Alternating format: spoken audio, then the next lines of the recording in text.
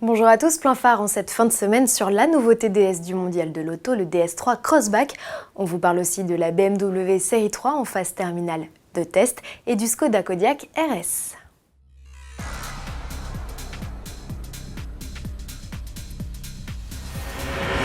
DS renouvelle sa gamme, et une fois n'est pas coutume, c'est avec un SUV. Voici le deuxième du genre au catalogue, le DS3 Crossback.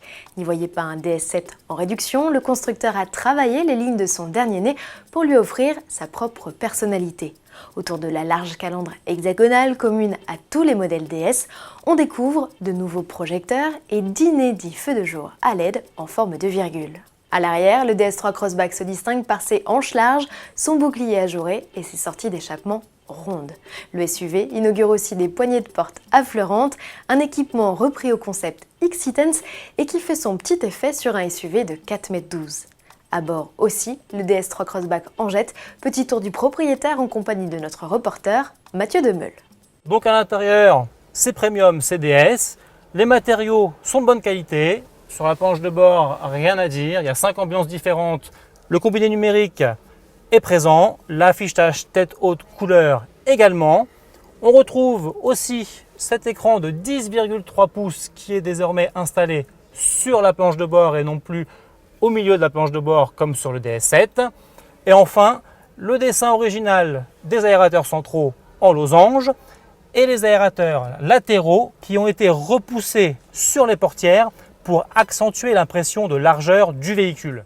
Chic et high-tech, telle est la devise de DS. Le DS3 Crossback ne fait pas exception à la règle et embarque pêle-mêle un dispositif de conduite semi-autonome de niveau 2, un freinage d'urgence actif de jour comme de nuit, un système de stationnement automatique ou encore une fonction pour déverrouiller et démarrer le véhicule à distance à une liste d'utilisateurs définie.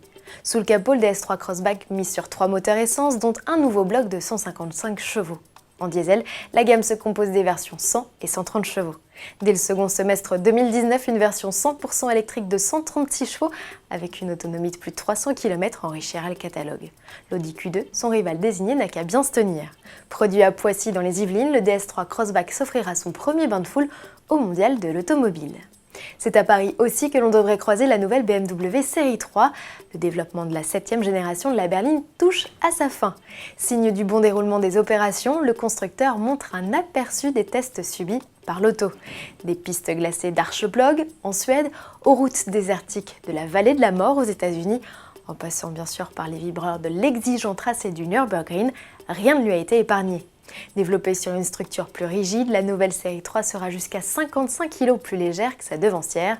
Cerise sur le gâteau, elle embarquera le plus puissant 4 cylindres jamais développé par BMW sur un modèle de série.